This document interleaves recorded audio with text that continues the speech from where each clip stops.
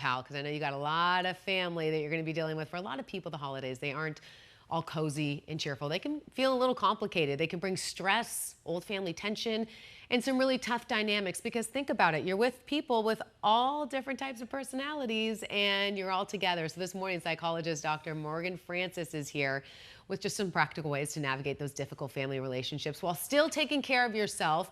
So I just want to start because everyone uses that word toxic. I've got toxic family member, or I have a toxic aunt, whatever it is. Tell me what qualifies as someone being a toxic part of your life. What am I feeling with that? How does that work? So typically the people that are toxic are not going to respect your boundaries. Okay, that's it. Yes. They are going to use emotional manipulation. They really make it all about them. Yes. And they don't have the respect that you're looking for. And so you often feel anxious, you feel uneasy, you just have this energy about you where you can't relax, you can't be comfortable because they're looking to try to disrupt and create chaos. And that chaos can feel incredibly emotionally overwhelming for you. Absolutely. And on top of that, we're dealing with a very stressful time. Yeah. A lot of people are spending a ton of money. They're traveling. They're not in their normal routines. So if I'm waking up a day where I'm in my in-laws' home or I'm back home with my parents or we're somewhere together squished for the holidays, what are some rituals or things that I need to do to set myself up for success for that day, regardless of the toxic relationships that I might have? It's a great question. So really we want to remember that it doesn't have to be all or nothing. We think, okay, I can't spend any time with them, or I'm dreading the fact that I'm going to be with them this whole entire time. Yes. And what's really important is remember that you can create space and boundaries around your time. But that's my question. How do you do that respectfully? Because then you don't want to be the problem, right?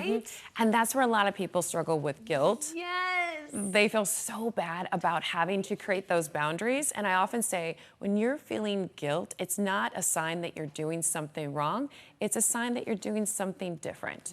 And when we've been trained to be people pleasers and put others before ourselves, having boundaries can feel incredibly selfish. Can you tell me what those boundaries realistically could look like where I'm not hurting other people's feelings as a result? So what we want to do is make sure that you're setting yourself up for success. Okay. So it may be, I need to get out in the morning and take a walk. Yeah. I can excuse myself from this conversation. I can excuse myself from this room where this person is. You can find maybe a quiet spot in the bathroom. You can create phone a friend, knowing that you can call a friend or a safe person to vent after the conversation happens. So looking for ways that you can take care of you is going to be really important. Listen, it just kind of goes hand in hand, which unfortunately it's just the reality of holidays and being so busy. If I do get into something with a family member or anything, what do I need to do after to recover and help myself, but also to help the relationship? What are steps that I should take?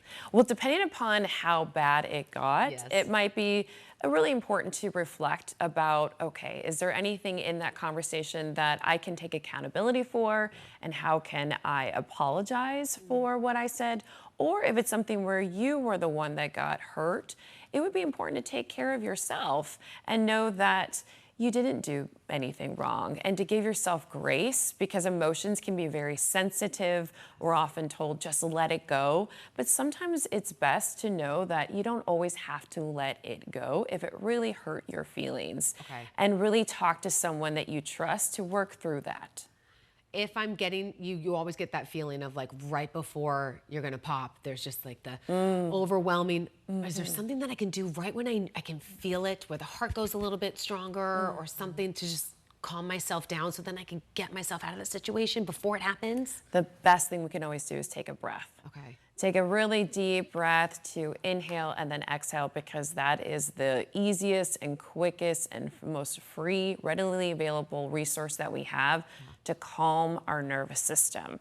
So take a pause, because that pause can disrupt that loop that gets us into the reactivity, and be able to really think, is this worth it? Is it worth my energy Is it best for me to just walk away and move on? Because really what I'm about to say is not going to get me the result know. that I really want to have with this person, because Right. most likely that person's not going to change. Yeah, Dr. Morgan Francis saving us this holiday. I love it. Thank you so Thank much. Those you. tips are so vital today.